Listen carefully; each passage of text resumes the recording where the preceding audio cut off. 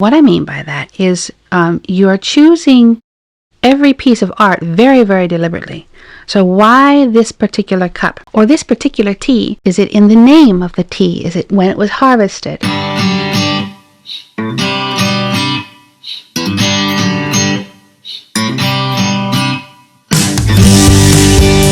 Ricky, thanks for having me over. Well, thank you for coming. Lovely home. We're in an undisclosed location in Tokyo, and we're at Ricky's place. And it's a lovely Japanese home. We're on a tatami mat with a help me here. This is a kotatsu. Kotatsu. And on top of the tatami mat, we have a hot carpet. I love it. I It's just warm. set this up. It's already warm. Nothing has been turned on, but it's already warm. So my cat's happy inside. It's a very warm home. So, Oh.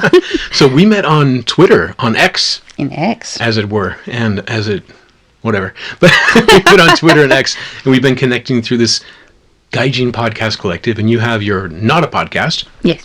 and I have a podcast. So we're today, I guess, we're canceling each other out. It's equilibrium. There we go. Right, as we try to reach equilibrium in Japan, wa and harmony are so important, right? So So it is. here we are starting from harmony. So cheers to harmony. Cheers. I hope you like the coffee. Oh my gosh. Tell me about the coffee. All right. Well, so this is a Yirgacheffe. It's a light roast, and I order the beans directly from Chiba, a place called Peace Coffee. It's a tiny, tiny little shop. Okay. That was, of course, it was set up during the during the Showa era, which is why the name would be Peace. And that little tiny coffee shop has specialty coffees, and it's in the middle of nowhere. There's nothing around it. I mean, it's not someone you just walk into and get a cup of coffee. You have to actually drive there to get the coffee, and they do.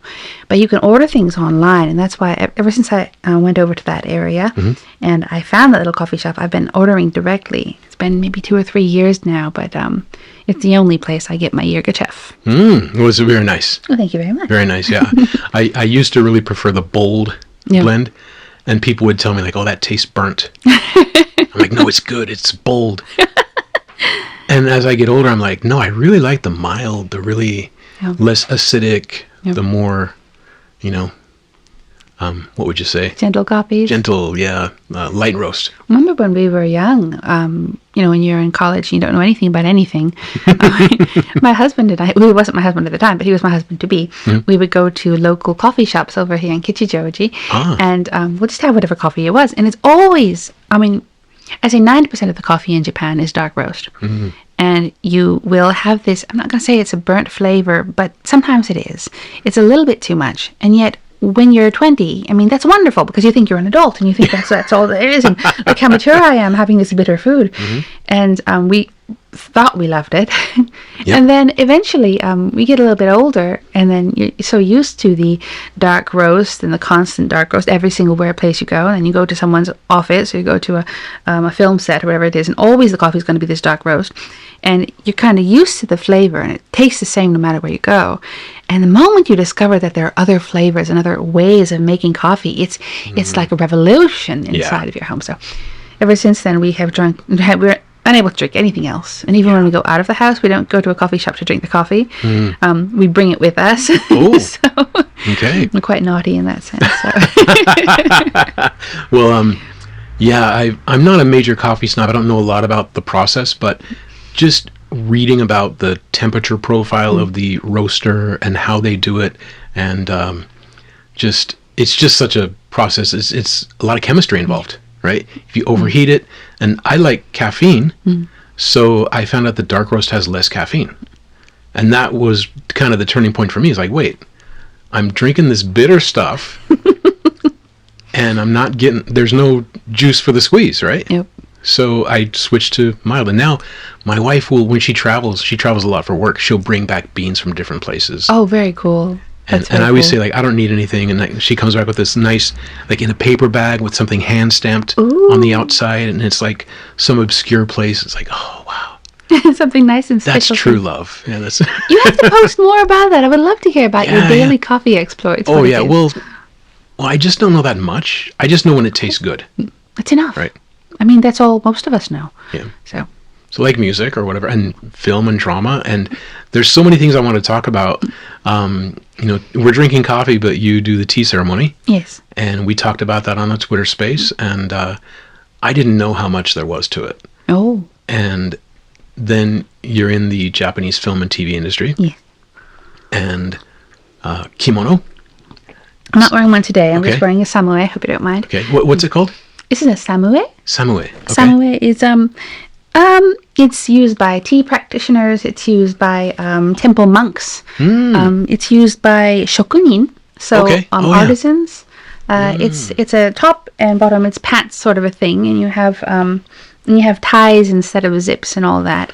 Okay. And the purpose of it, it's rather like jeans in the sense that just like denim, it's very thick and very versatile. So you can roll around at home on it. You can just go and build a house wearing this, and then you could also go to tea ceremony in the afternoon. So it's very versatile. Nice. Well, I was saying the other day that I call everything that looks like a robe, I call it a kimono. Oh yes, you did say that. Yeah. And you were right. Because I thought I was wrong. I never discussed kimono because I'm like, oh, that's a hakama, that's a this, that's a that. I'm like, it's all kimono. It's all kimono. Okay. It's all kimono. So the word kimono just means thing to wear. And what makes it different is the way that it's sewn. So, for example, you're wearing a shirt now. It's a Western shirt, and I will assume in the back you're not going to have any. You're not going to have a dart or anything like that, right? You don't have any lines in the back. It's one piece of fabric, right? Well, you notice all Japanese clothes. It comes into. It's a matter of two halves put together. Oh. And so, for example, if you will look at the back of if you want to see the back of my samue, it has a line right down the middle of it, right? There's a seam, yeah. The reason why you have seams, or the way seams are used in kimono, when you're making clothes in kimono, is that that's the point where you create darts, where you can take in fabric or let it out. And also in a kimono, like kimono as you would understand it, or a yukata, or a samue, whatever it might be, that item is designed to be used by many people.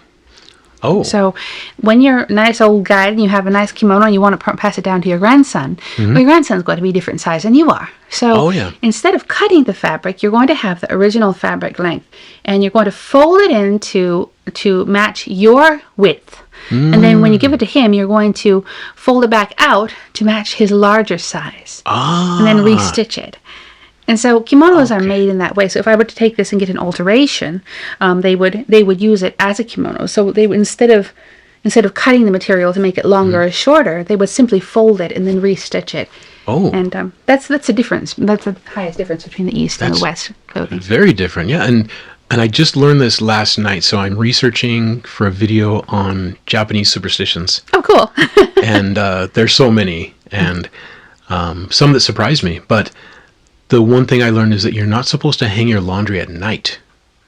And I didn't know this because spirits can attach themselves to the clothing, especially during Obon. Oh, yes. Yeah, yes, and it might be just during Obon. I got to research a little more, but you don't hang your clothes out at night, especially during Obon. And because Obon is when the spirits come back to visit, right? Yes. And since, like you were saying, the kimono is handed down from generation to generation, Grandpa might be attached to that kimono. Yes. And I don't know, can you hand wash or do you machine wash a kimono? How do you wash them? It depends what it is. So something like this, which is it's quite sturdy, you just throw it in the wash as it is. Okay. You might hand wash something if it's silk. So silk is not the fat material that you can put it right into the washing machine. So yes, I think some more delicate fabrics you would have to hand wash. But yukata and things like that, you just throw it right in. Bring that up a little bit more there to you. Yeah. Over here? Yeah. Like this? Yeah. And maybe a little closer. And we can I'll edit this out, but we can adjust it so we can see each other. Oh. Yeah. It just kind of goes any which way. Don't want to fiddle with it too much because then... That's great, yeah. Now I can see here. But the reason I ask is that if Grandpa's attached to that kimono, he's handed it down to his son or grandson, and that's been washed and is hanging out to dry during Obon, and Grandpa comes back. He might attach to that kimono. He might. He'll look at that kimono and be like, you're taking good care of it. And then Grandma will come by and be like, That's are you right. kidding? He threw it in the wash today. I'm going to go and curse his little butt. That's right. And then the other part of this is, if you hang out something like a sheet or something and the neighbors see that waving in the wind at night, it might look like a ghost. But I think that's Cool. more the comedy, I don't think that's the real reason, but a lot of other superstitions, like you're not supposed to sweep the floor at night During a bong? and during any time. And I got to find out the exact reason. Is I think it's because people don't like the sound of sweeping and they're trying to go to sleep and you kick up dust and then you go to sleep and it's dusty. But I wonder how shops close because you have to clean up. I think that those are quite old superstitions, and I think that you have to look at the location as well. Where do they actually come from? And what I think I mentioned this recently on X. What makes Japan so interesting to study historically, as opposed to other countries, is that the literacy rate in Japan generally has been very, very high. So from 1,000 years ago, there have always been schools of sorts, and more people could write than couldn't. So probably the times when those superstitions were gathered together in some sort of a book would have been during the Edo period, when printing and things became more prevalent. And what I'm assuming is that the first time that people would have recorded those would have been in one of those. There have been anthropological studies, even within Japan, during that time. So someone wrote it down somewhere, and you have to find out who it was, where he wrote it down, and who he was getting this information from. And you can find that information. It is there, because they will always write it, right? Just like they'll tell you when you go to a restaurant where the green beans come from. Yeah. Well, they do that now, but they did that 300 years ago, too. Sure. So where am I getting this information? And why that's important is there are plenty of superstitions that still exist today, but they're so rare. You have to hear it from a grandmother, probably. And like you said, it could be something out of practicality that people don't want to hear people, kicking up dust at night. I think one of the other reasons, if it's an old superstition, it would have been that you can't see it anyway. What is it that whatever it is that you're sweeping, you can't really see it because there isn't the light that we had today, right? Yeah. So it probably wouldn't apply. I would assume that it wouldn't apply to any place which, in the modern era, which has lights or something like that. And I hadn't heard that superstition myself, honestly. So, and the other thing, I'm sorry, I keep on jumping from topic to topic. Go for it. But I was just thinking that within tea, anyway, I can't tell you about everyone, but I'm sorry. Let me start that one again. Generally speaking, within communities, like in the suburbs, like where I live, you do your sweeping and cleaning in the morning. Yeah. And everybody, they clean their front stoops, and they'll see the neighbor cleaning his front stoop or whatever it may be. And you'll clean all the hallways, and then you'll clean the windows, and you'll dust whatever it needs to be dusted. And of course, you always clean the vestibule and the lavatory. Those are the two most important places in the house. And then you're set for the day. And it's a quick clean. It's about 30 minutes, maybe. Okay. A little bit longer if you have something to scrub. But you do this every single morning. And to do that at night means that you have been neglectful all day. Oh. So it might be an answer. Right. It might simply be an answer to a mother scolding her children, saying, well, you really ought to be doing that in the morning so you have a free whole day to be productive. And if you don't, well, then the ghosties are going to come get you. There you go, right? Well, I was told by an aunt or somebody that laughing at night would give you bad dreams. I've never heard that one. Well, I hadn't either. I was in the first grade, so I remember the exact location. I was on a bunk bed, my cousin was there, and my aunt was like, instead of saying, kids, quiet down, she said, did you know if you laugh too much at night, you'll have bad dreams? And I was scared. Like, I thought, well, I shouldn't watch comedy before bed. Like, and for years into adulthood. And I brought it up, and my cousin said, you realize she was just trying to get us to be quiet, right? I was like,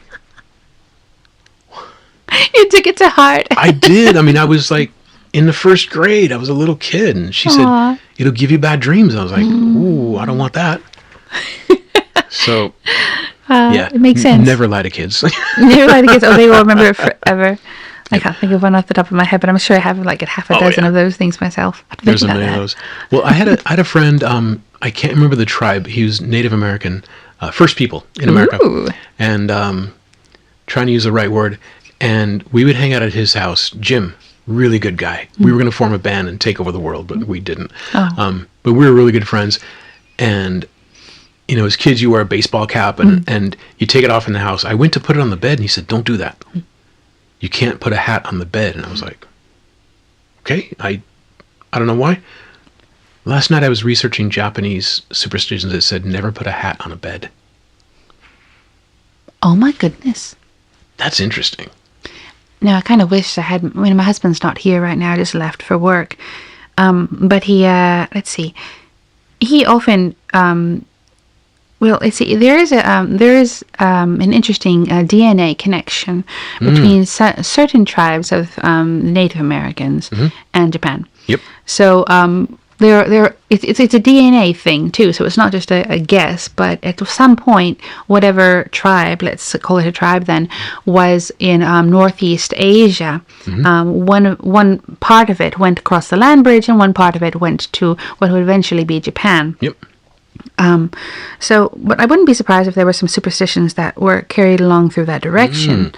But that said, the fact that he said the bed is actually quite interesting because, because they didn't have beds, right? That's They didn't right. have the futon, right?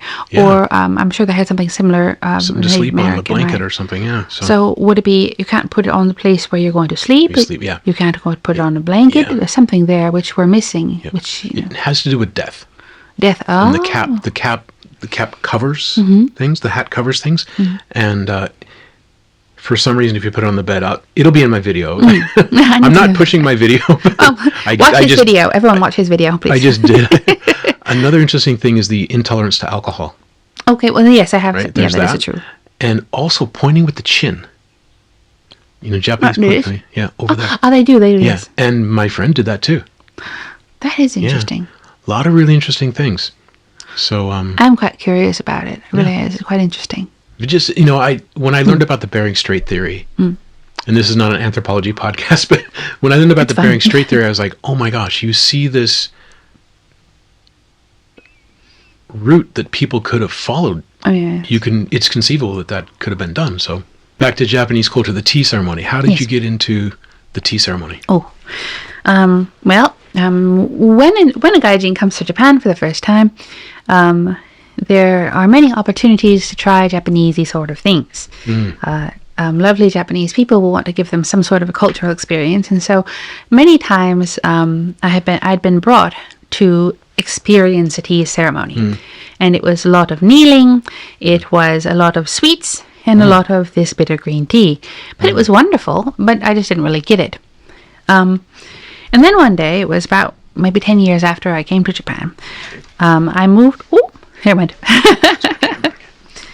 About 10 years after I came to Japan, I was in Kyoto for a job, and the producer took me over to a lovely restaurant in Gion.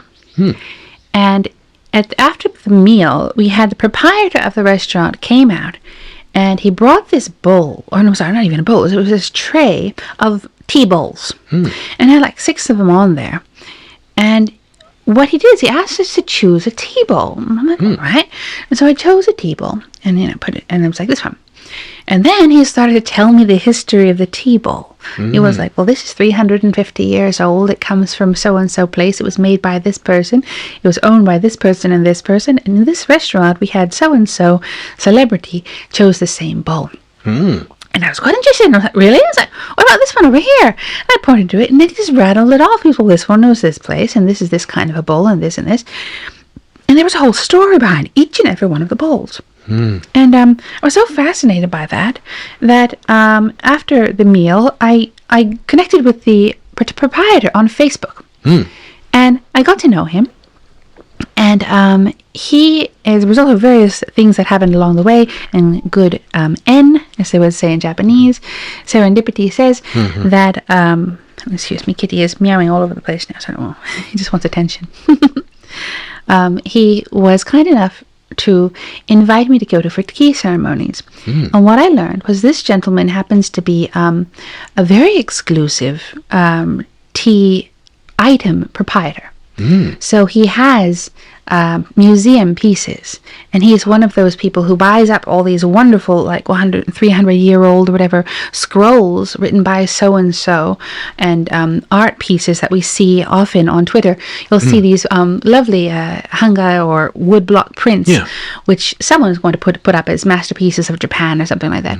And he owns these things, and he lends them to museums while he's not using them, because that's why it's seen and maintained and things like that. And he has tea ceremonies, constantly. So like maybe 3 or 4 a month. And where I was being a friend of his, he would often call me over to help. And so he'd help me and teach me how to deal with tea items and how to use them and how to make the tea and how to serve the tea. And I would be one of the would help to host the tea ceremonies under his watch.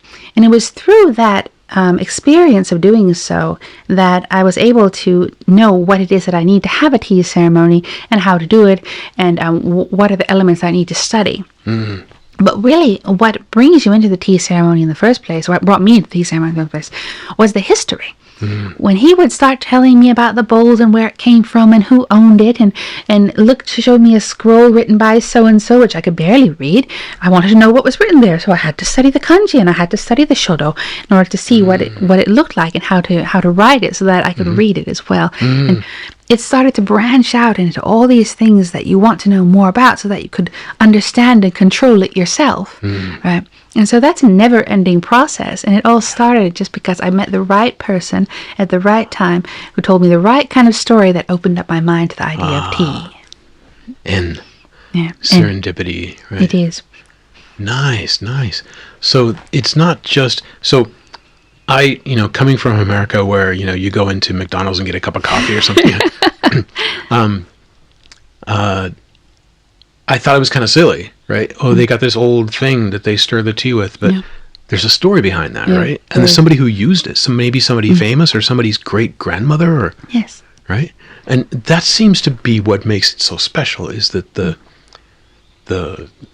history behind it, and like you said, you discussed this on a Twitter space a couple weeks ago, that it branches out. Yes. Like you said, into the calligraphy, into the implements, into the tea, right? And my very, very minuscule knowledge of tea is like the time that it's harvested, the way it's roasted, but also the type of leaf and the location on the plant changes the flavor. Is that right?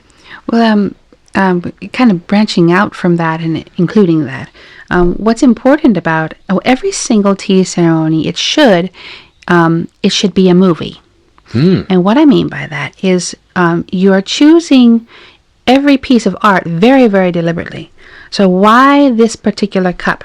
Does the cup symbolize anything? Does it have a name which is significant? Was it owned by anyone significant? Does it belong to this particular season? And if not, then why is this particular cup being chosen?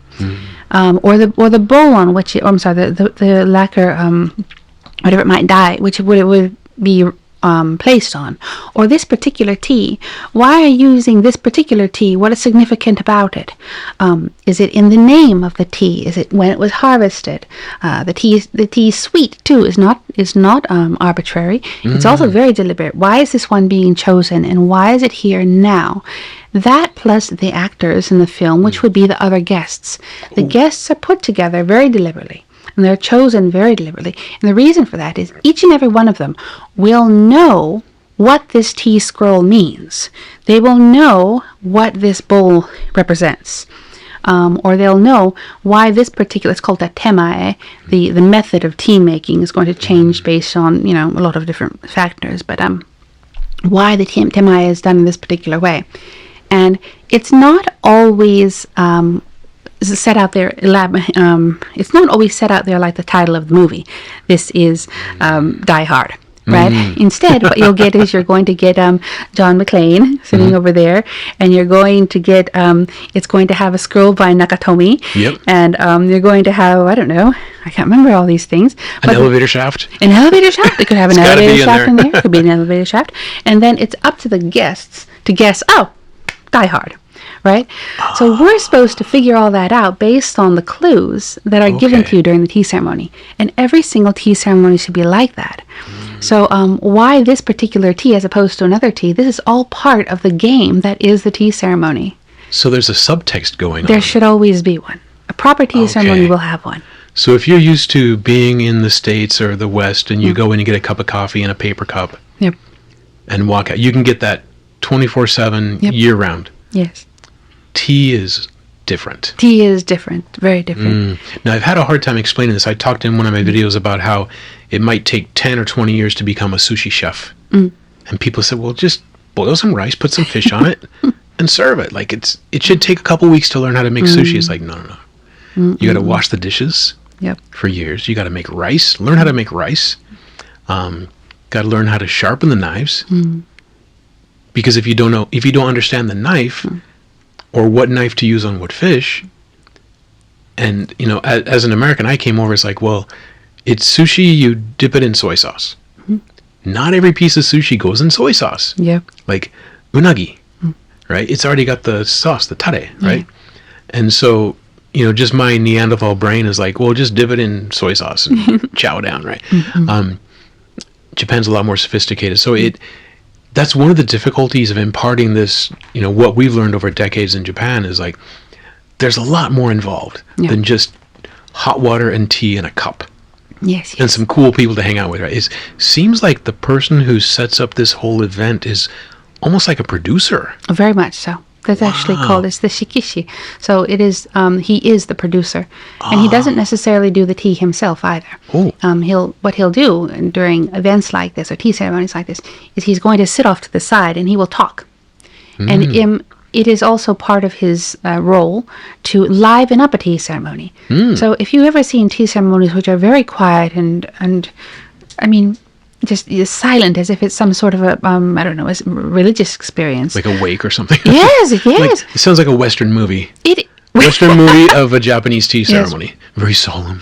But it's interesting you say that because a lot of Japanese people too, they are under the impression that you have to be quiet during a tea ceremony. And yes, there are elements of the tea ceremony which are wonderful, like the sound of the water simmering inside of a kama. That's wonderful. Or if you're doing a tea ceremony during March, you're going to have a hanging kama instead of one on the ground, and you want to see that wafting in the breeze, right? There are certain elements which are very seasonal, and you should really appreciate those. And there are moments during a tea ceremony, like when the tea maker enters to make the tea, she'll bow, or whatever it may be, and you have to respond to that. There's certain questions that must be asked in a certain way in order to get certain information and hints on the tea bowl, like, oh, what is an interesting tea bowl? And then if you're an intelligent person, you'll be like, oh, what a wonderful tea bowl you have. Is this one rakuware? Or something like that. And then the person is supposed to guess and be like, well, it's rakuware. It looks sort of like so-and-so might have made this. And then, of course, the person in the corner would have to respond to that and say, as a matter of fact, yes, it's made by so-and-so in the name of the tea bowl of this. And the way I got it was this. And that's where the story starts. So it's a script, a dialogue script, which you do have to use. But that said, if it's too quiet during a tea ceremony, then that defeats the purpose of omotenashi. Oh. And the omotenashi is the making the guests feel comfortable, making them laugh, making them smile, making them look at the tea bowls and enjoy themselves. If they don't have that, and if you see people being staunch and sitting up in a strange way and looking uncomfortable and wondering if their toes hurt or not, that means you're a bad host. So that balance is what a practiced tea practitioner will be able to cover. And so that's what my friend over in Kyoto was so good at. Wow. And speaking of producers, you're in film and TV in Japan. Yes. I've watched a couple episodes of Raku film. Oh, that one? Thank you. Oh my gosh. Bosaka-san, is it? Yeah, Bosaka. She is hysterical. Oh, isn't she wonderful? I love her. And then the guys in there, I noticed, I don't know if it was an Easter egg or coincidence, One of them had a shirt that said, "It's a Hungarian thing." It was an Easter egg. It was an Easter egg. I caught it. I love that stuff. So we've talked before on Twitter Spaces where I think the most interesting thing about a film is the director's cut and director's commentary. Oh, yes. I want to know why. And one of the best ones is Peter Jackson when he talks about Lord of the Rings, where Frodo is like he's like half dead and he's laying on the ground and there's light in his face and the actor, I forget his name for Frodo, asked Peter Jackson, he's like, "Where's the light come from?" And Peter Jackson said, "Same place the music comes from." But you don't know this. You don't know this unless you hear the director's commentary and the actors and how you listen to these crazy things they do, like method acting, like how did who played the Godfather? Marlon Brando. Yes. The things he would do for a role, right?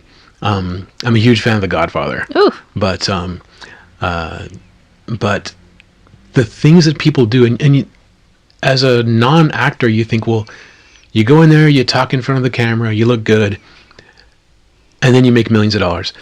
No way. These people put themselves through like 20-hour days. Oh, yes. They're memorizing incredibly difficult dialogue. They're becoming a different person sometimes. Well, you can see sometimes there's an actor where, like, who would I say? I don't want to pick on anybody, but like Charlie Sheen in Wall Street has similar mannerisms to Charlie Sheen in other movies. Yes. Right. Yes. And you can see, okay, Typecast. that's Charlie Sheen, right? And yeah, and you don't want to get typecast, but unless you're a good like mafia guy, and if you're James Gandolfino, you're like, yeah, I'm a mafia dude. But yeah, you can work forever because Americans love mafia movies, But they become a different person, right? And you see, and I want to say, was it Harrison Ford talked about The Empire Strikes Back. And I saw this on YouTube recently where there's a scene in Empire Strikes Back. They're going to put Han Solo in carbonite, carbon freezing, and Princess Leia says, "I love you." And George Lucas, the amazing writer that he is, the line for Han Solo was, "I love you too." And Harrison Ford said, "Wait a second. This guy's a pirate. Yeah. He's a renegade. We can't lose this moment." So he told George, no, not "I love you too." It's "I know." And that's so iconic. Right? Iconic movie line. Because he's a pirate. He wears his gun like a Clint Eastwood movie, right? You expect to see him at the OK Corral. Yeah. He's got the vest like a cowboy. Yeah. He's got that swashbuckling, devil-may-care smile. He's Harrison Ford, for heaven's sakes, right? The perfect line. "I know." It's so cool. It's like, wow. And I think every guy my age at the time was thinking like, I want to use that sometime. But if you're smart, you never do. Like, Yes. Because the ladies are like, did you say what I yeah, like, did I hear that right? Yeah. But, he could pull it off because he's Harrison Ford. Yeah. Now, another really interesting thing you learn from the director's commentary is the sword fight in Indiana Jones. The guy comes out with the sword and he's swinging around and Harrison Ford pulls out the pistol and shoots him. You know why they did that? Why? There was supposed to be a big fight scene, but Harrison Ford had something like the flu or something. Oh. He said, "Why didn't I just shoot him?" Oh, I think I've heard about this. Yeah. It's crazy. So, like the tea ceremony, when you find out about where did the bowl come from, where did the tea come from, why is this scroll hanging instead of on the ground, right? You hear these little things about movies, it makes you appreciate it more, right? Oh, yes. So, total segue into you're in the film industry and TV industry in Japan. How did you manage that? Oh, well, the easiest explanation is that while I was a university student over at ICU in Japan, I had to pay for college somehow. Yep. And 20 years ago, it was it was a moneymaker to work as a television extra in Japan. I would not recommend it today because they do not pay a quarter. They don't even pay 1/10 of what they used to pay back then. But being a young lady, and I was able to, and I didn't understand the language or anything, but I could understand, well, stand here, stand there, because I had experience with theater when I was living in Europe growing up.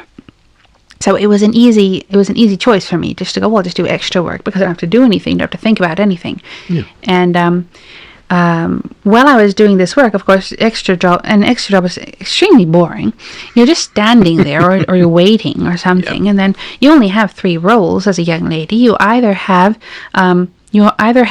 a gangster moll, or you're going to be the exchange student, or you're going to be the tourist. And so there's really nothing to think about at all.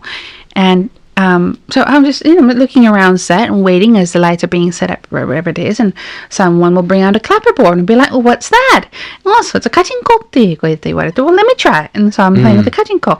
Or what's that over there? So daihonってこと, oh, let me see the script. Well, that doesn't look like an American script. Well, it's quite interesting. They'll ask questions about it. And these people, as they're being asked questions, whether they be the director or the assistant director or the gaffer or whatever it may be, they like being asked questions because they can show off their prowess. You know? Well, think if you're a key grip, how many people ask you about your job?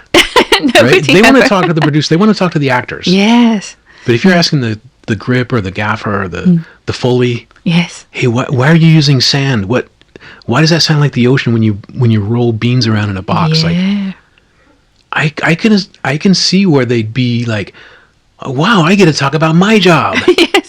Cool. I mean, people who are in the film industry, they love their job because it's a very difficult thing to do. It is. And, money is not great. And it's a very hard job. And, but the only thing that keeps them coming back to work is the fact that they love it so much. And so to be able to be approached and asked about these things, it must be a wonderful experience for them too. Yeah. Right? So you kind of maybe unwittingly endeared yourself to all the crew where... Well, I know, I did. And it was a result of this that most of my friends, as I was learning the language, my friends which were not in the university, all ended up being film people. Oh. Right, so they'll be like, oh, it's Friday night, we're going to have a drink and we're going to be in Kichijoji because it's a great drinking town for people who are in the film industry. Okay. So, right by my school. And they're like, well, I'm going to go too. And so I'll go to these izakaya, I'll hang out with these people who are in the film industry.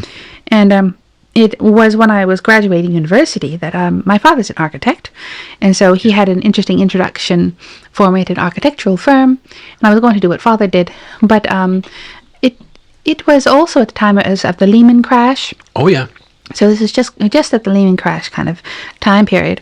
And that it was complicated in larger companies. And so I did have the opportunity to apply for, or it wasn't even apply, it was an introduction, so I didn't have to apply anywhere. But at the same time, one of my friends was like, we're looking for assistant directors. And I just jumped on it. I didn't think twice about it. I was like, oh, there wasn't this question of, do you want to be an architect or do you want to be work in the film industry? It was just like, do you want to do an AD job? Okay. Because I was stupid, I'm 22. Cool. Yeah. And I jumped in there and I just never left. And so once you're an assistant director, you have to start at the very bottom. You're a runner, you're getting the coffee, getting yelled at probably, but I didn't understand what they were saying because it was in Japanese. I didn't really understand it anyway. And but I was going and moving things around it, and eventually you move up to the next level and you start doing the artwork, and you're starting to learn how to put these the items together, the items that you'll see on the screen, all the balance about that. And then you move up a little bit more and you're getting into the costumes and the extras and how you're moving people in and around. And you're getting up a little bit more and you're learning about the scheduling and everything. So an assistant director does everything on the set. Well, not the technical stuff, so not the lightings and stuff like that, but in general, everything has to be done by this hierarchy of assistant directors. And by climbing the hierarchy, eventually you get to the director point. And so by working on television, I was working mostly in television, what will happen is you'll have 10 to 12 episodes per season, and most of the episodes will have 3 of the episodes will be done by the main director, and then another 3 will be done by 3 or 4 will be done by the second director. There'll be a third director to catch 1 or 2 of them, and then there'll be that one episode which is probably going to be given to the chief assistant director. Okay. It's this sort of a way of bringing up the next generation of directors, and if it's done very well, then the producer will take that one and give him 2 episodes next time, or whatever it may be. And so that's how you kind of you ease your way into directing into television in Japan. You really got to pay your dues. Oh, yes, absolutely. Yeah. I mean... So getting coffee and yes. learning to schedule and yes. putting people in the right place. Yep. I just learned the rule of thirds. You know, What's so that? the rule of thirds is like What's the rule of thirds? how you place stuff on the screen. Oh, Right. Oh, yes. It's really fascinating. Oh, yes. And when you see, once you see it, you see it in everything. Oh, it's an easy rule to follow once you've got it. So. Yeah, they probably don't call it that in Japanese, but it's just, you know, where you put stuff on the screen and how you edit, and then once you see it, and then you see an actor walking into the sunset, or you see a love scene, or you see an argument, and you see how they shoot it, you see it everywhere. Yeah. Right. Yeah. But so I've been on the periphery. Like, I've had friends who made indie films. I've had friends who wrote. A buddy of mine was on my old podcast who had a TV show for Hulu. Oh. And sold a show to HBO, and now he's doing podcasting. Oh, that's wonderful. Hey, John. Hi, John. Fascinating guy. He was the Geico caveman. Do you remember the commercials? I do remember that. I think I'm John is familiar. a fascinating guy. Oh, cool. He was my first guest Ooh. on the podcast in wow. 2011. So You're going to have to, if it's not up right now, you have to re-upload that one. I got to 'cause you mentioned re-upload it now. It's on a hard drive that is broken, but I can get it recovered. It's a process. So Oh, yeah. It takes quite a lot of money to yeah, I cover might just things. interview him again. I think that's better because things are going to have changed, right? That was like 10 years ago. Yeah. What is he doing now? Oh yeah. Oh, definitely do that. Yeah. I should do that, huh? Yep. Rather than live in the past. Yep. Well, he's and a also I'm different doing, person now. you know, I have actual microphones now. Ooh. Yeah. It has good sound and everything. Have better sound. Yeah. These are good mics. Yeah. They really are. This is like 'em. quite a setup. Yeah. It's my mobile studio. So I was impressed when you arrived this morning. You had all these suitcases. I was like, oh my goodness. Well, that's why you're taking the taxi. yeah. I Yeah. was like, oh, I thought. Normally I'd walk. Yep. It's not that far. Not at all. No. In fact, he kind of looked at me funny, like, "Are you sure you need a ride?" I'm like, "Yeah, I do." Yeah. Yeah. It's just one. It's just like, one. 1 meter. They call it a meter, which one. Meter. Yeah. to Yeah. get to Japan. On the taxi meter, right? Yes. Yeah. 1 meter. Yeah. So it's really nothing. So it's like, well, did you need one? I was like, with all these things, you really do. Yeah. So I Got understand. my mobile studio. Yeah. So, and it's fun. I love doing podcasting. I love doing videos. So, and it works together so that the microphone you use for a podcast, you can use it for a voiceover. Ah. And the camera you use for a podcast, you can use for filming yourself a walk and talk video or B-roll or, all that. So, and then you edit. It's the same process. Yeah. Just podcasts are easier to edit because we're just, talking. talking. So what is something that people would know that you've worked on? Oh, the biggest one that I was working on is this TV show called Aibo. So Aibo has been running for many, many years. Love that show. Oh, it's the same characters. It's a wonderful setup. It was created by Izumi Seiji. Okay. And when I was a student, Izumi Seiji was one of my drinking buddies. Because it's filmed right over here. It's filmed over up north in Oizumi Gakuen. There's a Toei film studio. It's right over there. And it's just one bus ride to get from my front door over there to the studio. And so I would go to that film set often because they were filming something. And like any director, once you have a friend, then you're going to just bring him into whatever it is that you're making, right? So he'll call me up and be like, hey, filming a ball scene. Do you have a dress? And, oh, okay. And I'll just go there and just hang out with the crew, sit next to the director and talk stupid things. And when the camera's rolling, then be like, oh, go stand over there. I want to put you in a nice place so they can see you. And it's always fun. So I'll just go and visit the set constantly. And he was one of the people who, not the first job, but I first worked over in Nihon Television. Okay. But after Nihon Television, we had a kind of there was a yasumi because I did 2 or 3 seasons, and then the director I was working with was not doing anything the next season, and so I was free, and I was hanging out at Toei, and then Mr. Izumi, he said, well, I need an assistant director for this next one, this next one we're doing. Would you like to do it? And I said, okay, fine. And so I jumped into Aibo, and I was with them for 3 or 4 years or something like that. So Wow. That's cool. it's the one that most everyone might know. Because I've watched that. Yeah. And I loved it. I love the scenes in the bar. Oh, Where it's a they're just, set. yeah, it's amazing. Really cool, yeah. And now Rakufilm though, that one. the series like Is that production? Oh my gosh, the actress who plays Bosaka-san, she's got she's so expressive and so just all she just has to say good morning and she makes me laugh. Like, she's got that charisma, that whatever it is that transfers onto film. Like, not everybody has it. Oh, yeah. You know, you have people at work who are funny, but you put them on camera and they're like, oh, what do I do? It's not easy. Sure. It's not at all. So, it's really not, yeah. And then the other cast is like, and you brought in other people. I noticed Daniel. Yes. The Ikebana guy was in one of the scenes. I was like, oh, I know that guy. He was on my podcast. Well, the Zep production thing, it is a zero budget film, 100% zero budget. We have absolutely no money whatsoever. And Raku Film itself is a company that actually exists. It's in Shibuya. Okay. And the owner of it is a nice gentleman, which I've known for many, many years. And there was this one time, I think I wanted to make a show which is similar to The Office, which is one with Ricky Gervais, way back, the British one and the American one after that. Yeah. And no one had ever done it in Japan. And, why not? And the reason is, first of all, mockumentary doesn't fly well in Japan, right? They don't understand it. It looks unfinished and unpolished. And that's the whole point of it, though. Yeah, I thought that when I first watched The Office. I'm like, don't they realize there's a boom mic? Yeah. The staff is right there in the corner. Yeah. And there's like wires on the ground. Like, I thought it was low budget reality TV. No, that's what mockumentary. It is. Yes, mockumentary genre itself. It doesn't exist here. But it doesn't exist in Japan, does it? Come to think of it, I've never. No. It's almost like an evolution of film noir. Where the actor talks to the camera like... Oh, the breaking the fourth wall thing? Yeah, the old black and white where like, it was at that moment that I noticed he was the killer. Oh, that's a good explanation. Yeah, because you have the person talking to the camera. They're not pretending there's no camera there. Yeah. Right? And I've heard the job of the camera operator is to make you think that there's no camera there. Yeah. But mockumentary goes the opposite way of like, you're really aware there's a camera and a crew. And the camera is a character. Yeah, the camera's a character. Yeah, exactly. Yeah.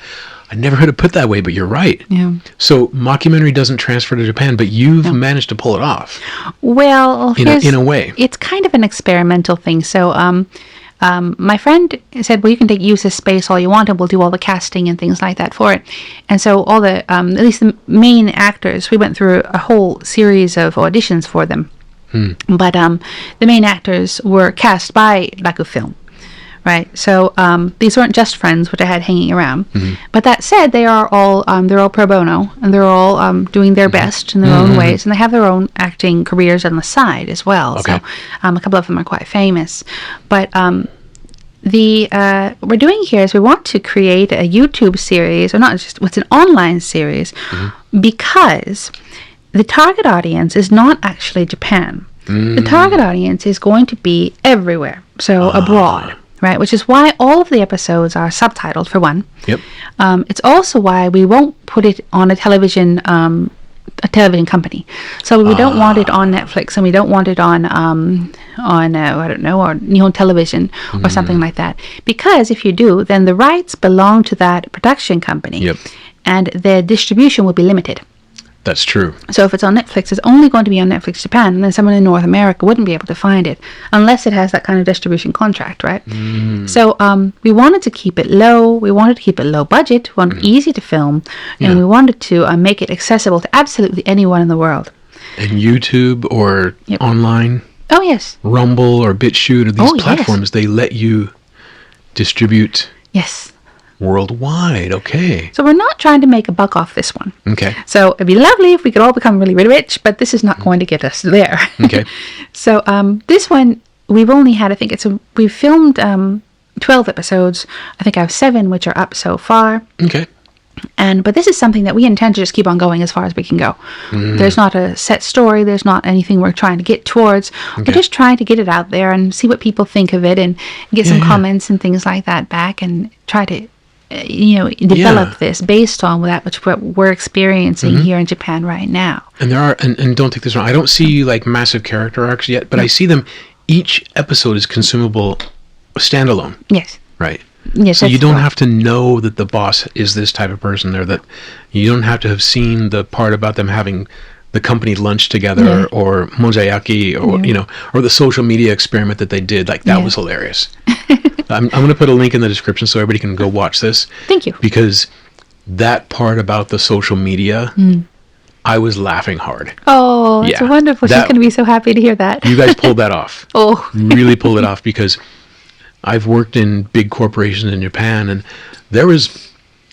I'm an attorney, and I was in the legal software field for a few years, and I kept trying to tell people we need to be on LinkedIn. And I got so much pushback. Oh. Nobody uses LinkedIn. It was one specific person, won't name names, but he just didn't know the power of social media. Yeah.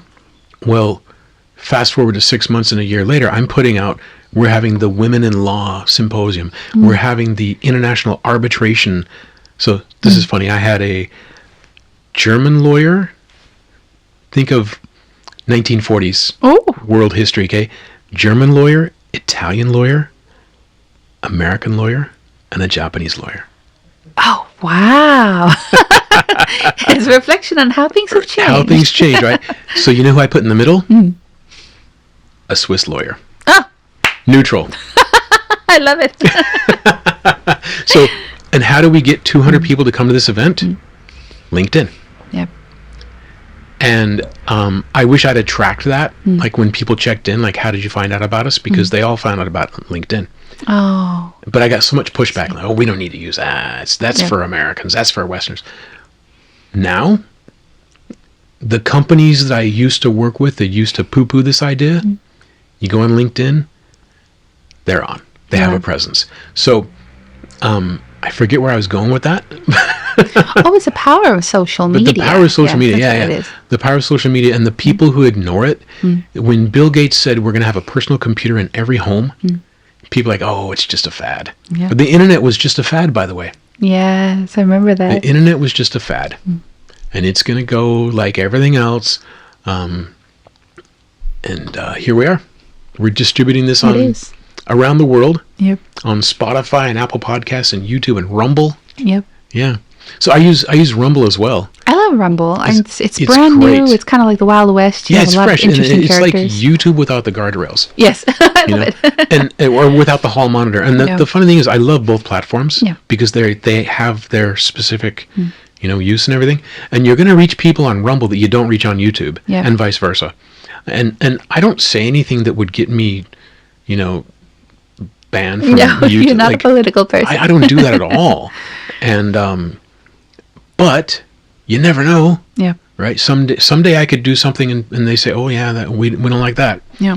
So I got a mirror image on 2 other platforms, Yep. And then I just started using. No, I was always on X, but I just started posting video on X. Oh yes. Because there's some videos that are not. I have a certain niche on YouTube, the podcast and life in Japan as a foreigner. But there's certain things that just don't fit either of those. But I want to post them. Yes. And we, Kurt and I talked about this. Softy Papa, great guy, by the way, and can't wait for him to come to Japan. So sincere. We talked about this. They say, all the YouTube educators say that you should do like 2 and 1, 2 for the audience, 1 for you, right? So the ones that I do that are just for me, those go up on X as videos. I can understand that. And also for the podcast, the Gaijin Podcast Collective, the conversations we have, like one I wanted to bring up, indulge me one time because you've brought up the best questions so far, like how do you winterize, right? My question for the Gaijin Podcast Collective is, have you ever been mistaken for a famous person? If so, who? Especially those who live in a foreign country. To what degree? Oh, just where somebody mistakes you for somebody famous. Like, a guy like me, I've been, believe it or not, mistaken for Billy Bob Thornton. I see it. Right? I see it. I love Billy Bob Thornton, by the way. He's wonderful. and I love his work. But I was walking into a deli in New York City, and I've told the story before. Sorry if you already heard this. I was walking into a deli, and a woman came out and said, "Is it you?" I'm like, "Yeah, I'm Tracy. I'm me." And I said, "Yeah, it's me." And she said, "Can I get a selfie with you?" I'm like, "Yeah, sure." So somewhere out there's a woman who visited Manhattan on vacation and got a selfie with me, and probably post on Instagram saying she got a picture with Bill Bob Thornton. Now, the funny thing is, if I try to act like him, it falls flat. Yeah. But He's if his I'm own just thing. right, if I'm just myself, every once in a while, people will say like, "Oh, you look like that guy. Yeah, you look like him." And so I don't lean into it. I guess if I did, I could probably learn some mannerisms or speech patterns or something. Another really interesting one I got last night was I sound like Casey Kasem. I can't remember what Casey Kasem sounds like. I'm gonna go watch movies from now on. Yeah, check out his. I used to love his radio show, and he would tell a really long story, and he would at the end it would have almost like a Japanese story, the ochi, the twist at the end, and he would say, "And now you know the rest of the story." And that segment on radio, I would listen to him in the car with my mom as we're running errands. I'm the youngest, so I spent a lot of time with her, going around doing stuff, just me and mom. And so many great memories. So we listened to Casey Kasem in the car. And I don't know if that is intentional, but what's up? Go from we listened to Casey Kasem in the car because we just had a truck. a truck go by. Yeah. These mics are pretty good, but we'll do that again. So we used to listen to Casey Kasem in the car, and I think it's not necessarily the voice, but I was told the cadence. And I'm sure if I tried to copy Casey Kasem, and end my podcast with "Now you know the rest of the story," I'm sure it would sound less like him. So I haven't leaned into that, and I just heard it last night. But so if you've been mistaken for a famous person, I want you to post that on X, and people who are watching as well. It doesn't have to be we're not an exclusive group. The Gaijin Podcast Collective. There's me. There's you. There's John. There's Kurt. There's so many people, so many awesome people that are doing podcasts in Japan and not doing podcasts in Japan. Yeah. But we're all creators, and we do cool stuff. And we kind of have this group where we all kind of support each other. We've been on each other's podcasts, and we work together, and we're trying to do something together, right? We're still kind of figuring out what this is that we have, right? But so not just people in the Gaijin Podcast Collective community, but other people. I want to hear from everybody if you've been mistaken for a famous person. So let me know. I would love to hear more from people. What we do have is this wonderful, like we said, we're talking about the social media and how social media, it's still in development. So yes, we do have the whole big YouTubers and things like that out there. But that said, like we mentioned, platforms like Rumble and the way that X has begun to expand the video and sound content, which it didn't have before. And yes, there are bugs and there are problems and limitations because it is a developing thing.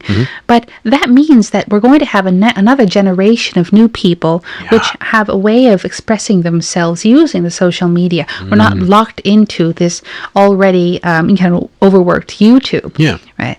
So if there are people out there who haven't tried podcasting, who haven't tried putting out photographs or videos, and maybe they could draw, there's so many ways to express yourself. And all of these mediums are very viable for social media.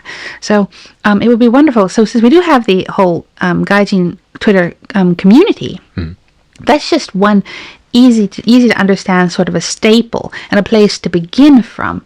But just because we have it doesn't mean that we can't have new people in there. It doesn't mean that you can't involve yourself even if you don't want to be part of this particular collective.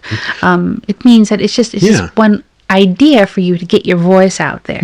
But we do have to I'm going to pick a fake beef with Casey because he left the collective group. Casey, you and your chicken. We love you, but sad to see you go. But that there's no drama in the podcast collective. I'm just making a joke because he's like, "Hey, I opened this up and there's 100 messages." Yeah, there is. So but he's still near and dear in our hearts. So. Well, I understand his perspective. I mean, I know I look like I'm perpetually online because I do. I have it actually set on a timer to release tweets. So I'll think of something to write or I'll take pictures. I'll take like 5 of them in a day, but I don't want to just keep on posting things. So I'll have it set up for for the morning. I'll have one tweet which will just go out automatically. But it doesn't necessarily mean I'm always online. And I only check my Twitter when I'm moving from one location to another. So I'll be on the bus or something, and then I'll be on there, and I'll probably say something silly, but I'll tweet and respond to that. But then after that, I'm not looking at it all the time. And we do have this chat chat between the guys on Twitter, podcasters, and a lot of very friendly chats happen there. So this is what I'm doing today, or I'm looking into this kind of a house thing, or making this for lunch, or whatever it is. And everyone's just sharing with one another. Those who have time or have an opportunity, they'll jump in there and respond. Yeah. But you can't respond to everything. It's just not possible. No. And every time someone puts up some video, you want to see it, but you don't always have the time to do so. Yep. So I think that poor Casey was inundated with messages, and he thought, "Well, I have to respond to all of these things now. What am I going to do? Well, I'm just going to quit it," which makes sense, because it does feel like that sometimes. Now, kind of switching gears, but still in the podcast collective is Matt, the Japan What podcast. Oh yes. Oh my gosh, he explained where he's using, I think it's called Suno. It makes music, right? He puts a summary of the podcast into Suno and has it write a song.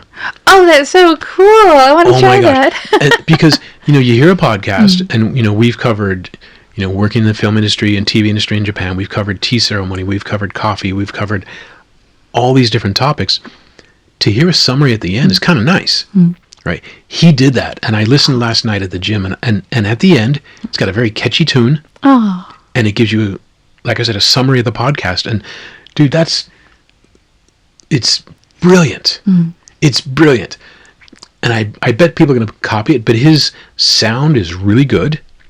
His take on things, he takes, news in Japan, and he knows a lot about AI.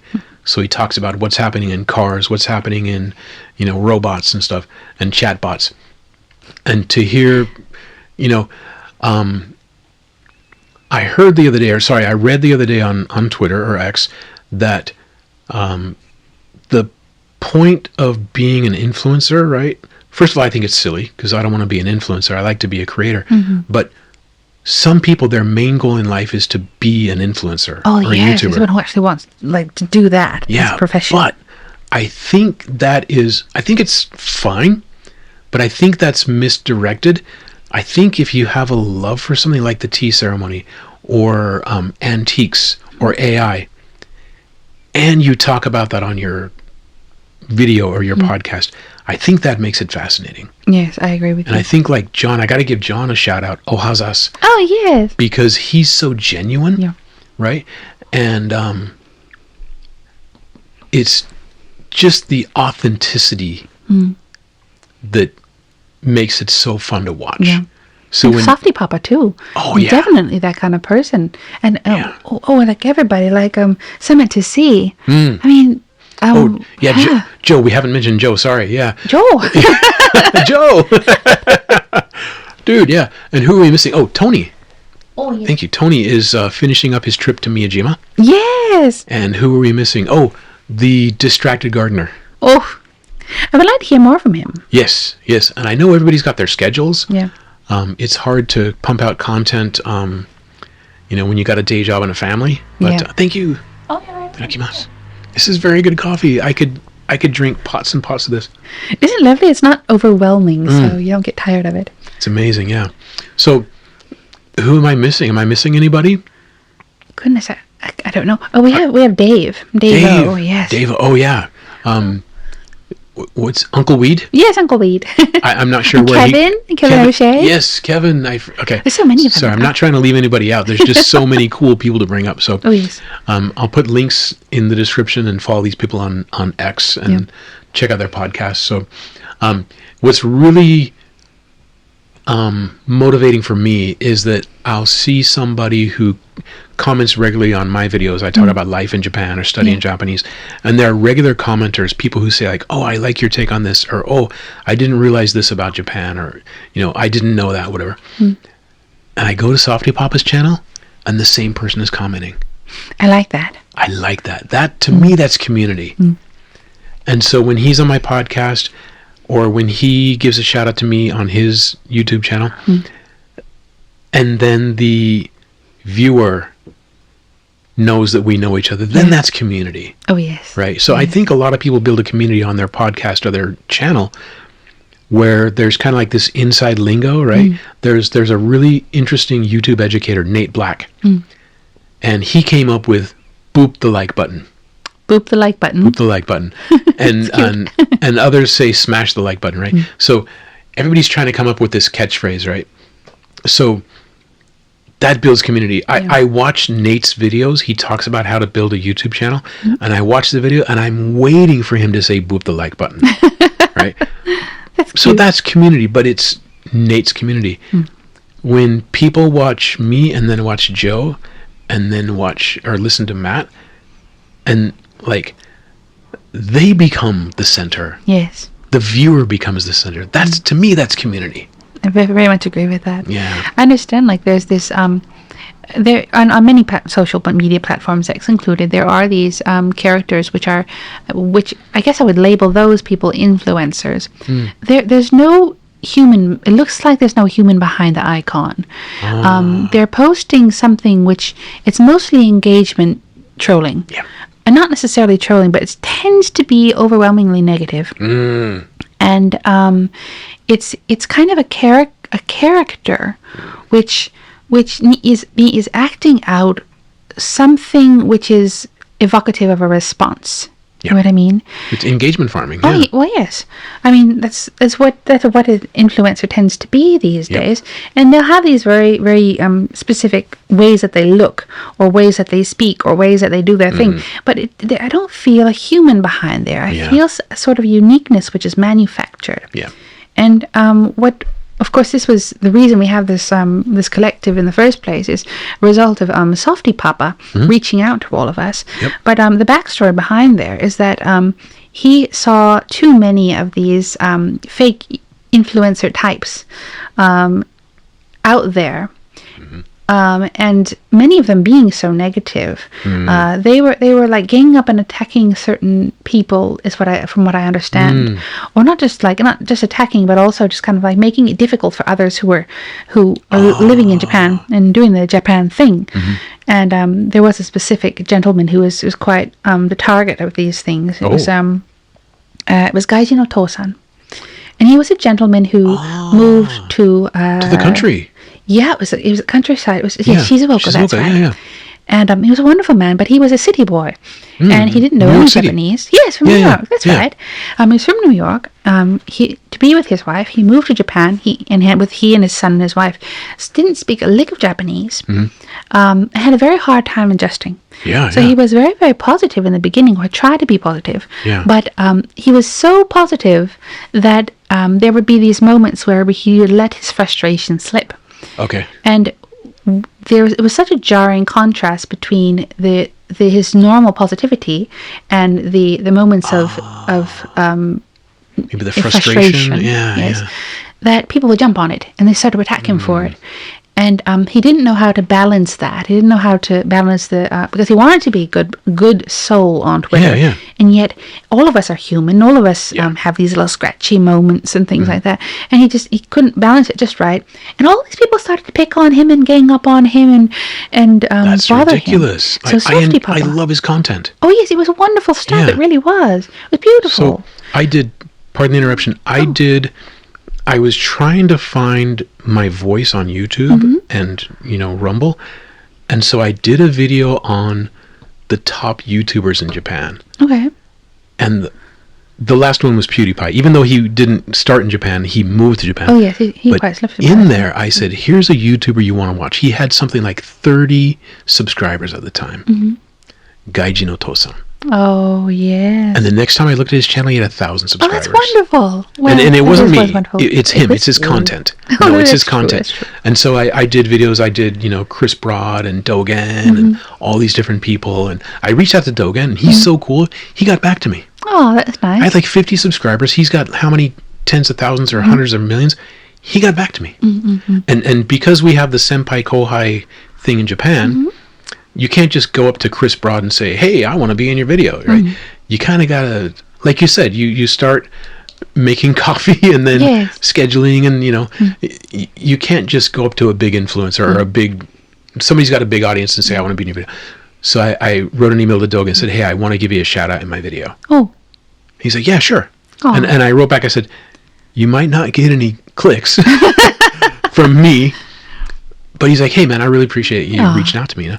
And he's such a cool dude, you know, and his video on drinking was much longer. His comedy skits are so hilarious. The one on elections in Japan,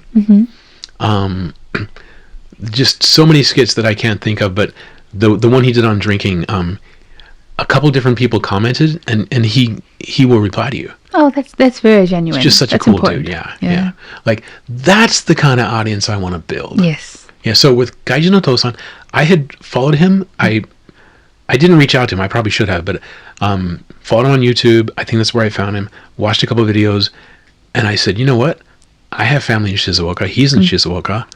We're going to cross paths, and he would be great on the podcast. Yeah. A New York City boy. And by the way, we have so much in common. Like the music we love. We both love Star Wars. Yeah. We have the Shizuoka connection. This guy would be perfect on the podcast. Right? Yeah.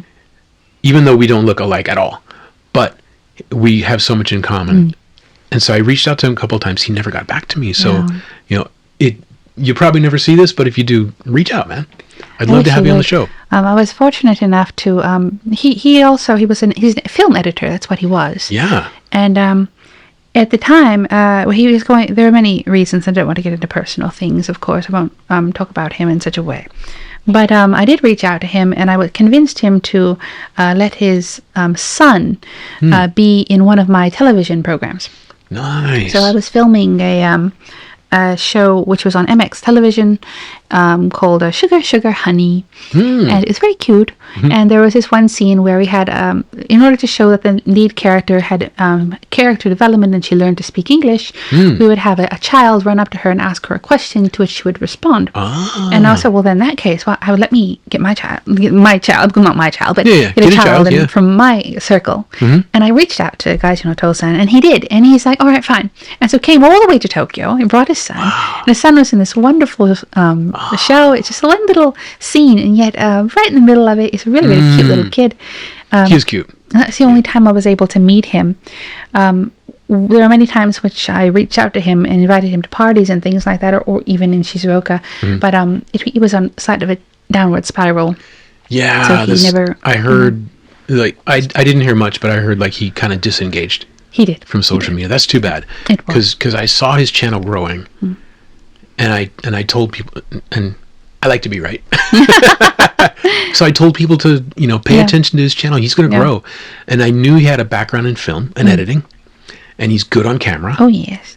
And like I said, he'll probably never see this, but if you're watching this, make some content. Hi, just to come back. Yeah. I know that he's back in New York. Okay. So he's okay, perfectly fine. Good. I know that he and his son, they moved back to New York. Oh, they moved back. Yes. Won't get into that, but I do know that he's not here now. Okay. I also know, however, that Shizuoka wasn't the right fit for him. And that when he did come to Tokyo, he felt alive again. Oh yeah. It was wonderful, and it was sorry. I meant to say that what I wanted to say is that simply that not everywhere is for everyone. Yeah. Right. And so if you do move to a foreign country and you find yourself isolated, or you find yourself in a difficult situation, it's not the country. It just might be the location. And maybe you have to move to the country, or maybe you have to move to the city, or maybe you have to move to a different city, or you have to get a new group of friends or something. Because there's so many facets of life in any given country that you can't just summarize one country as being this is it. Right. That's so true. It's so complicated. So true. Like I've visited the country. I love the country. I love Shizuoka. But right now I don't want to live there. Yeah, I feel like I'm in a fishbowl. Yeah. It's quite isolated, but in a good way. I mean, some people love that. So yeah, and I love having everything walking distance. My gym, dry cleaner, supermarket, everything, post office. Walk out the door and it's right there. I love that. When I was in Manhattan, I felt like I was in Minatoku. I felt like I was in Azabujuban. Yeah.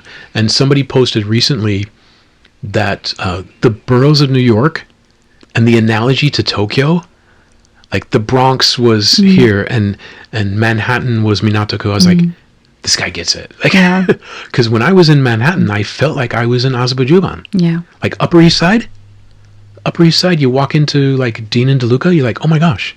Well, I know it comes from New York, so of course it looks the same. Duh. But like the white tiles, the black lettering.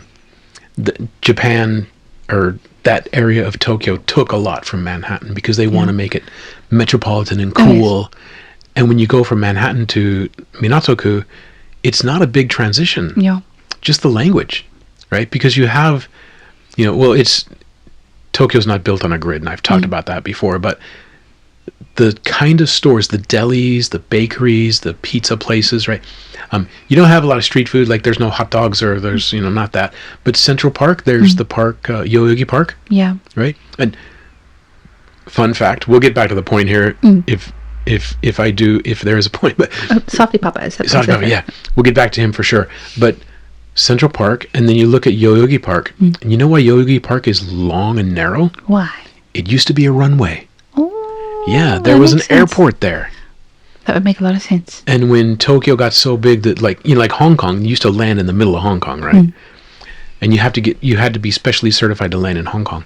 But when Tokyo got so big that they couldn't land in the middle of the city anymore, they made it a park. Very clever. And that's why Yoyogi Park looks like that. So there's a story behind everything. But back to Softy Papa Kurt, such a cool dude. Yes. I reached out to him, had him on the podcast, and now we're connected, through the Gaijin Podcast Collective. But he's such a good soul. He is. He's such very a good pure. Dude. Yeah. I guess we're going back to a topic we already covered, but going back to it really quickly, I suppose. But Softy Papa, what he did as a result of, I'm trying to tie this all back together again, but the reason he created the first the Gaijin Twitter, it's a group called the Gaijin Twitter. Yeah. And the reason he created it was for the sake of Gaijin Tosan. So he wanted to choose just the good people, or just not good people, but the people who were not negative, people who were not combative, and people who really enjoyed their life in Japan. He started out just by choosing those particular people and making a community of just those people. And unfortunately, Gaijin Tosan, he left the picture. Okay. But what we had as a result is we all started to realize that we were being put into a group somehow by this gentleman, which I didn't know at the time. Yeah. And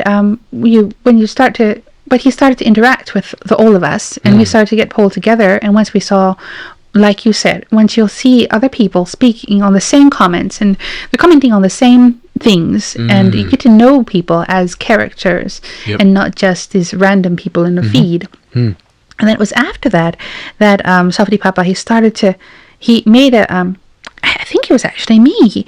He reached out to me and he said, oh no, I remember this. It was, goodness gracious, it was quite a while ago, wasn't it? So Joe Ishikawa-sama to see Joe.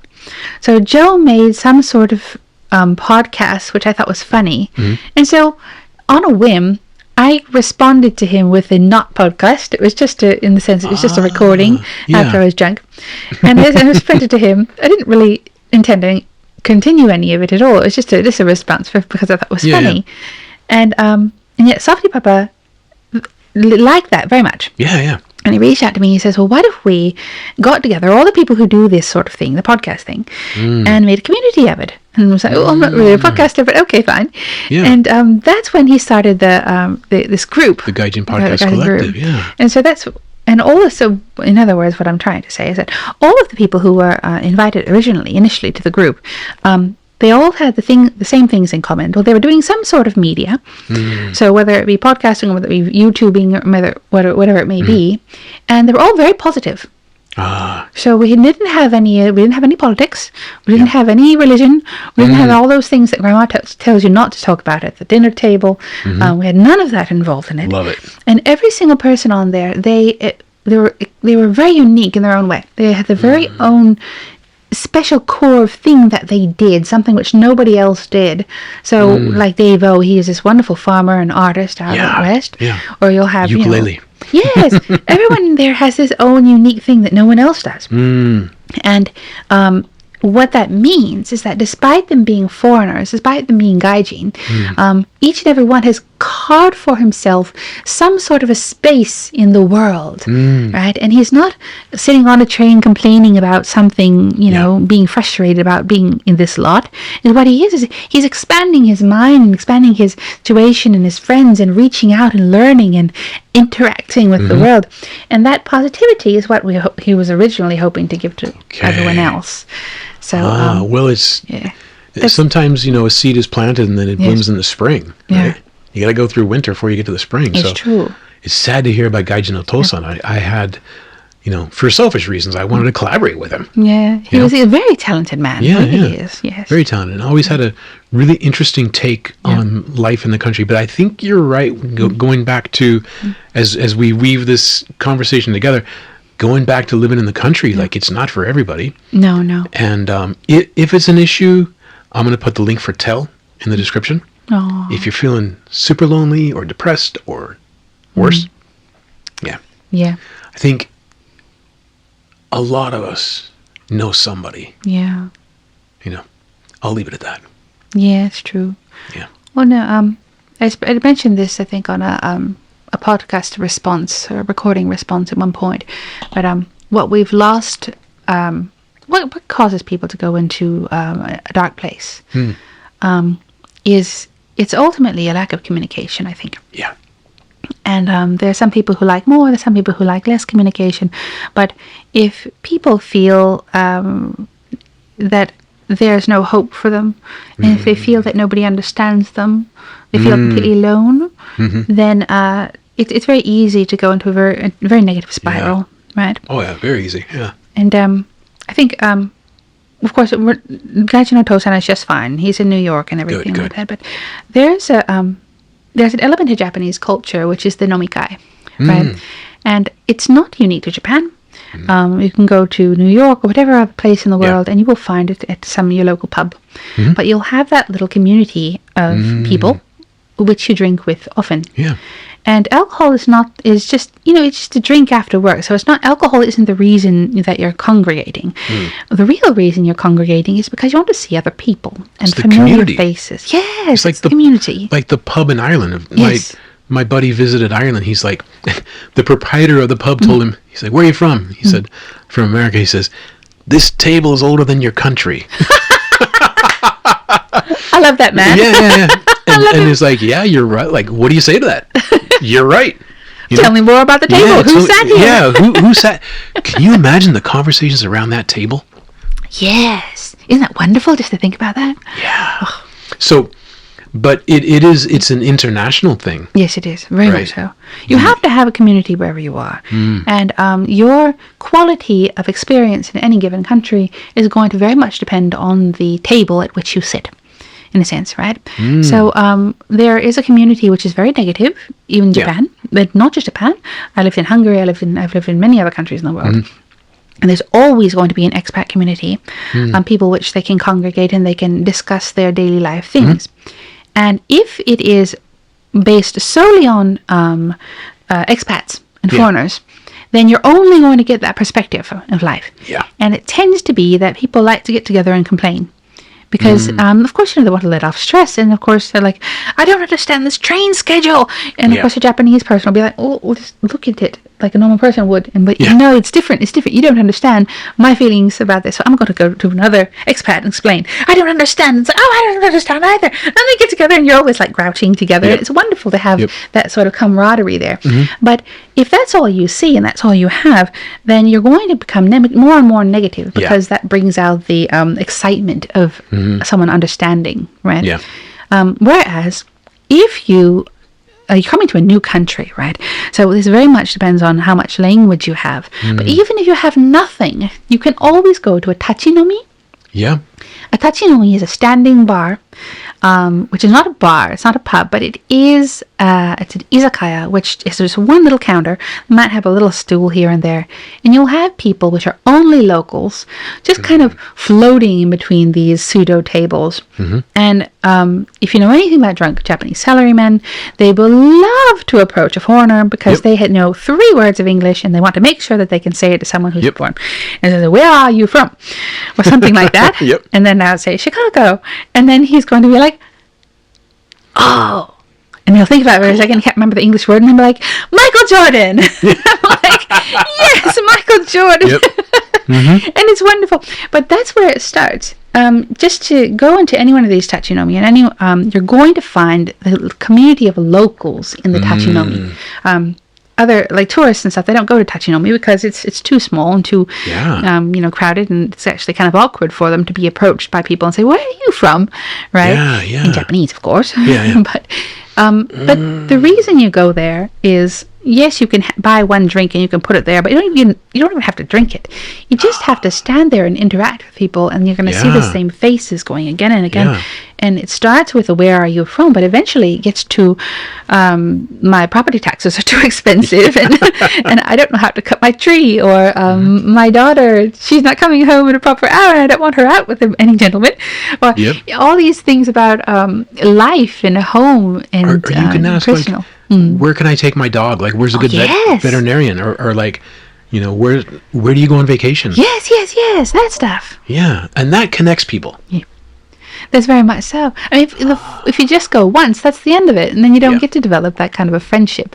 But if you keep on going, it doesn't matter about your language ability. It doesn't matter about anything, whether you're a male or female. It has absolutely nothing to do with anything. You go in there, you get a drink, you put it down, and then you look around and see people that you know. And someone's going to come to you. We have an interesting dichotomy where we, as foreigners, are going to be approached because people are interested. They want to know. Well, there's an interesting person over there, and and here he is in public. Well, it doesn't seem to mind people. So go over there and say hello, and they will come. Yeah. And also, like you said, a tourist doesn't go to these little places. So if you're in there, it may be safe to assume that you're living locally. Yes, very much so. So you might be a little more interesting to talk to. Like, what do you think about, Japan? What do you think about, long term? Yeah. Interesting. Okay. It's wonderful. So why I mention all this, of course, is getting back to the dark place, of course. Well, why do we have a dark place? It's a lack of communication. And it'll be so much more effective for you to go to a place where there are people, human beings, locals, which will also be facing the same thing and think the same thing about the Prime Minister. And they'll all be in there kind of drinking just a little bit too much and saying just a little bit too much. And you, too, will have an opportunity to cry, essentially. Sure. You're like, this sucks, and I can't stand my boss, and I'm not getting enough work, and I'm not making enough money. And the dude next to be like, ain't it the truth? And then, of course, they'll get into that wonderful feel of this embrace of community. Yeah. And it starts in places like that. And, Gaijin Dosen, he didn't have that. He was isolated. Well, if you're in a small country town and you're the only foreigner, right? Well, I mean, as far as I understand, just speaking with him, it's too much gossip, I think, maybe, but when I was speaking with him, he didn't try. Okay. So there are local pubs and things like that, but he was so afraid of not having enough Japanese. Okay. And I think also the other thing, he was relying too much on his wife. He was assuming that his wife was going to invite him into the community, but if she's not the type to go out and meet people where he is, then there's going to be that disconnect, right? Sure. So he's relying on her to do the translating, and she's tired of doing the translating. He has to go by himself. Yeah. And if you don't step out of the front door and get on the bicycle and then roll down the hill to the local pub, you have to make that much effort. You do. People are not going to come to you. You must go out. And I'm trying to tell people who have a Japanese spouse, especially if that spouse speaks English and you use English all the time, it's great. But then they become your only window to Japan. It's very dangerous. And it can be really hard on them too. Because then they're negotiating the rental contract. They're the one talking to the police box. They're the one answering the door. They're the one talking to the cashier, right? It's a huge relief to have somebody who's at least trying. Yeah. You don't have to be perfect. You don't have to get a PhD in Japanese. Just try. Just, study and be able to do stuff on your own. Because like I said, if your spouse is doing everything for you, it's really hard on them too. Yeah. Imagine having an adult follow you around your country, and having to do everything for them. And I don't mean to be rude, but it's a lot of work for them too. Yeah. And then sometimes people need some time alone too. Yeah, there is that. Yes. Like, hey, I just want to read a book, or I just want to, maybe take a nap or something, Oh, yes. So I think it is very important to, like you said, to get out and be proactive. Oh, yes. I was raised in many countries. So when the Berlin Wall fell, that's how old I am. I was a kid, and my father took the family and moved over to Hungary because he has a Hungarian background. He spoke some Hungarian, which was very rare at the time. I think it still is. It's Everyone speaks Hungarian. Don't meet a lot of Hungarians in Tokyo. Yeah. Oh no. But yes, when he went there, it was me, and then of course I had sisters, my younger sisters, barely cognition. They were little ones, like 1 year old or 2 years, something like that. And my mother was she was very American, so she was a Mayflower level American. Okay. And she, of course, had grown up entirely in Chicago. They have a big old house on the hill, which is actually doesn't have an address. It's actually called The Hill. It's a name instead of an address. And it's a big old historical building which survived the fire and everything. Big brownstones, wonderful place. It's a Victorian building and everything. And but the thing is that she'd never left Chicago ever. Oh wow! And when she went to Hungary, she had a terrible time. Because even though we did attend an English-speaking church, and there were other places for her to have a community, she was not the type to do it, not the type to engage herself with the world in the first place. And she didn't have to, of course, because we had people to do this, but she didn't go shopping for the grocery things, and she didn't go out to the park because she didn't feel like it, or there are all these reasons that she kind of really isolated herself. And she had a terrible time in Hungary. Yeah. And I understood this even as a child. She didn't really show it, but you could see that she was just miserable. And it's one thing if your spouse if you're already married, your spouse goes to another country, and then you're along for the ride.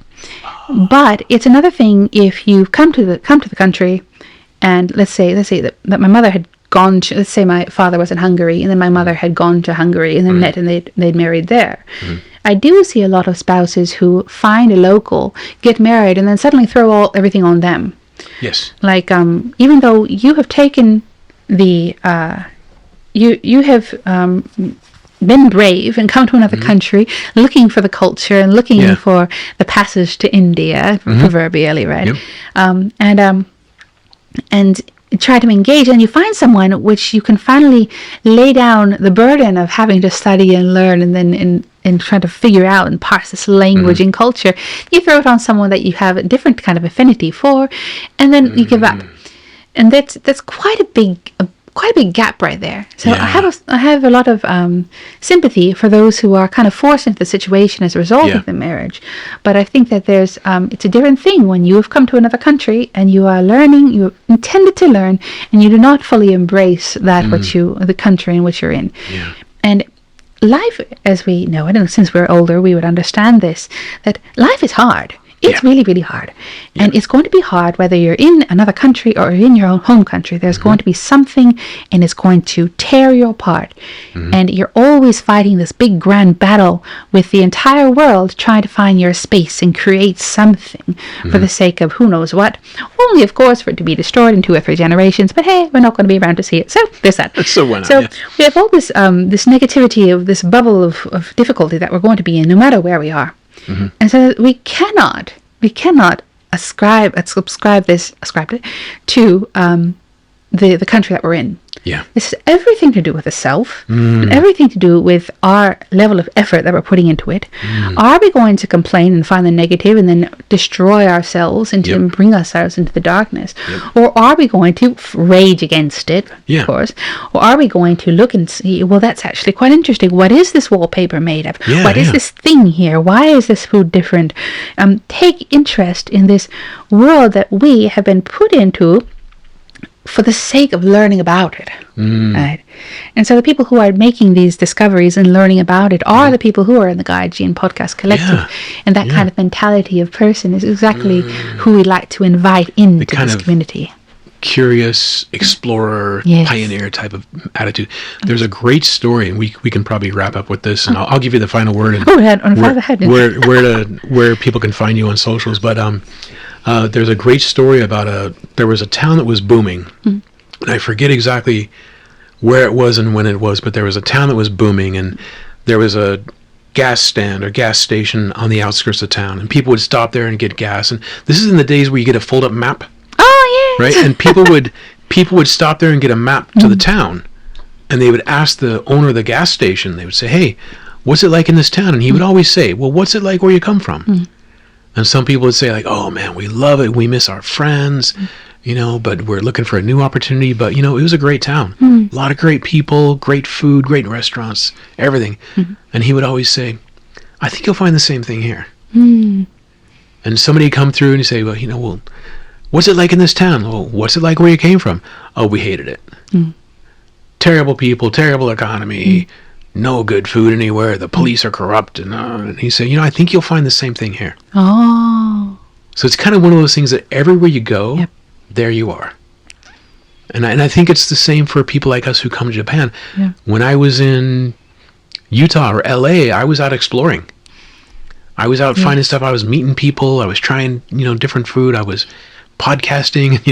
And so not to pat myself on the back, but I think, everywhere you go, there you are, right? Yes. So I think what we bring to the table.